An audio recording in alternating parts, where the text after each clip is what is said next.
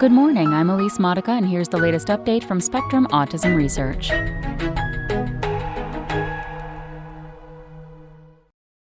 Early Training Forestalls Motor Memory Difficulties in Mouse Model of Rett Syndrome by Laura Dettaro. Motor and memory training early in life postpones the onset of difficulties in those areas in a mouse model of Rett syndrome, according to a study published today in Nature. Stimulating neurons involved in those skills appears to mimic the effects of training. Mutations in the gene MECP2 cause Rett syndrome, which often overlaps with autism and almost exclusively affects girls.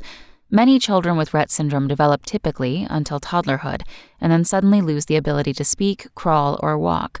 Other traits, including breathing problems, intellectual disability, seizures, and changes in social behavior, can also emerge.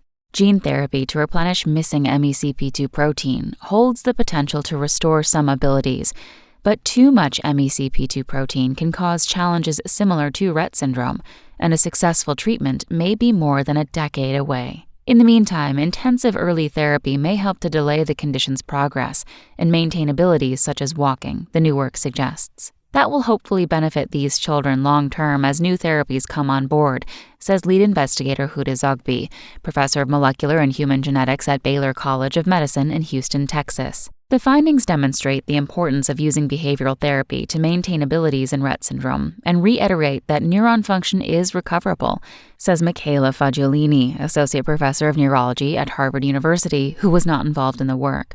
We must stress that behavioral therapy, cognitive therapy, motor therapy early in life can be very useful, as beneficial as taking medication, Fagiolini says. That's what you get from this. Neuron training. Mice missing one copy of MECP2 develop motor problems at about 12 weeks of age, roughly equivalent to adolescence in people. The researchers trained some of these Rett mice, starting at 8 or 22 weeks old, to balance and run on a rotating rod. They also trained controls at different ages.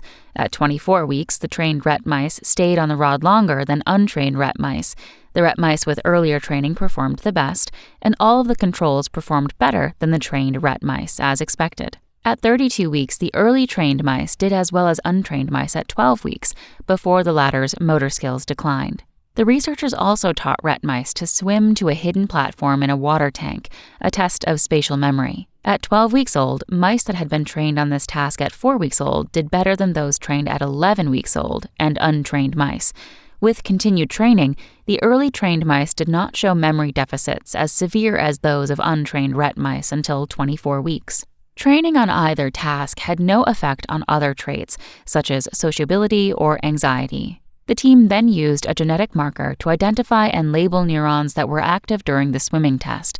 Silencing those neurons after early training impaired the animal's performance on the test, whereas activating them after only one training session helped the mice retain their memory of the platform's location. In early trained mice, those same neurons had more complex dendrites, branches that receive signals from other neurons, and were more active than those in untrained mice. When you put them through intense training, you're really training those neurons and you're changing their behavior, Zogby says.